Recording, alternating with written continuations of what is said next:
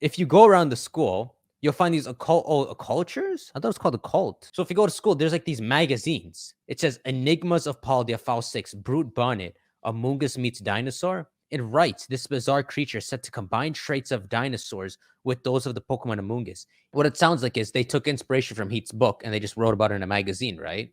But then some of the Occulture magazines are a bit weird. Like here it says, Great Tusk, living relic of the dinosaur era. In one arid corner of Paldea, there have been reports of a mysterious life form. It's said to resemble Donphan at a glance. With gigantic tusks. But tough in scales. one corner of Paldea, doesn't that sound like it's a random part of Paldea? This makes it sound like people have spotted it. Yeah, you know that's how I spotted mine, right? Okay, that's the thing though. Donphan is the one example that actually is in the desert. You saw yours in the desert, right? Yeah, that's exactly where. Okay. Another Occulture magazine covers Screamtail. A billion-year-old Jigglypuff. I think that's Heath's description of it a billion years ago. That's hyperbole, right? Obviously, yeah. I mean, he doesn't know where it's from. He's just crazy in his imagination. Billion-year-old. To think that Pokemon would try to go billion years old. So the Occulture, this one says, somewhere in a Paldean forest, it said lurks Screamtail. But he's not enough. Screamtail's not in a forest. He's not on the surface. Based off what the professors say, Donphan should be the only one that broke out. So this makes it sound like other people seen it. It's named after a creature in the Scarlet Book that is described as having a distinctive tail and scream. Right, so Screamtail. So this one, it gets weird because whatever this magazine is, there's two options. One option is it's like just what the media does, right? They compile rumors and they make this cool magazine, right? So maybe it's a bunch of fake rumors made up from people who believe Heath's book. Like, I saw Jigglypuff in this forest, man. I saw Screamtail. Or it's real sites that show that these Pokemon are being spotted by other people too. You think it could be like a side magazine and then like every now and then there's a small sighting and then... That's why I don't know. I don't know if these sightings are real or not. But I'm curious, like, is Heath's team the only one who saw them, or are there actual people who've seen them? So here's a Slitherwing, a prehistoric Volcarona revived. That's so weird, that last one, because at that point they acknowledged Volcarona. Oh, they're like tying it to what the Pokemon is, right? Yeah. It's cool to see, yeah. There have been precious few sightings reported of the mysterious Slitherwing. Obviously, it can always fly by if you just look at it as a rumor. Let me see what it says for the Violet book. So Iron Hand, secretly a cyborg.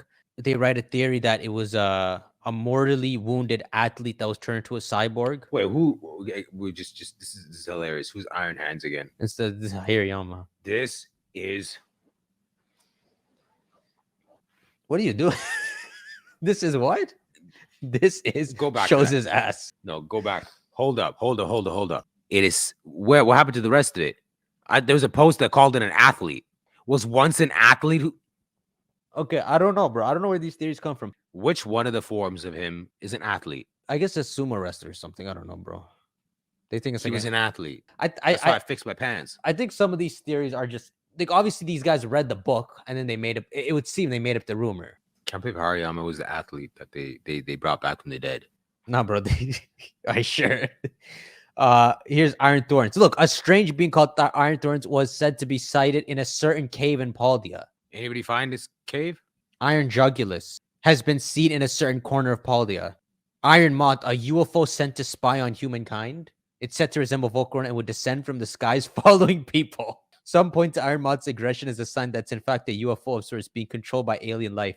Perhaps something out there is using Iron Moth's observers, waiting for the moment to mount an invasion. Okay, so what do you think? Do you think the sightings are real, or do you think the people who report these sightings are people who read Heath's book and then they made it up? It's hard to say because, at least from experience, like, we did encounter... I know you're like, it may be an anomaly, but we did encounter one thing. We encountered Donphan, but the Which just professor shows- says that one specific broke out. There's proof of that one. He mentions, like, yeah, in specific, that one got past Area 0 somehow. I kind of want to believe that there's just like every now and then, in the rare occasion, almost like spotting a legendary, somebody sees it. But this just looks almost like they know too much. I know they read the book, and I know we don't have parts of the book.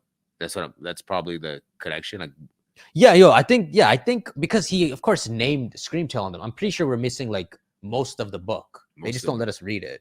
So I don't know. I want to believe that they were real sightings because it just adds to, like, You would imagine like one Tyranitar escaped and someone saw it in And a someone cave. just saw it and they're like, "Oh, Krae," and then like it just adds to it because this stuff is stuff I didn't read, but it's like it's the only other supplementary like writing that we have outside of the book. But I want to believe there's something outside of the book that so that the work can stay alive. Mhm. Because, for example, if it was something just fakely written, then it doesn't verify anything more about the book. But if this is stuff that's Yeah, cited, it sounds like it's based off the book itself, and then they make these sightings off it. so you don't think that these are real.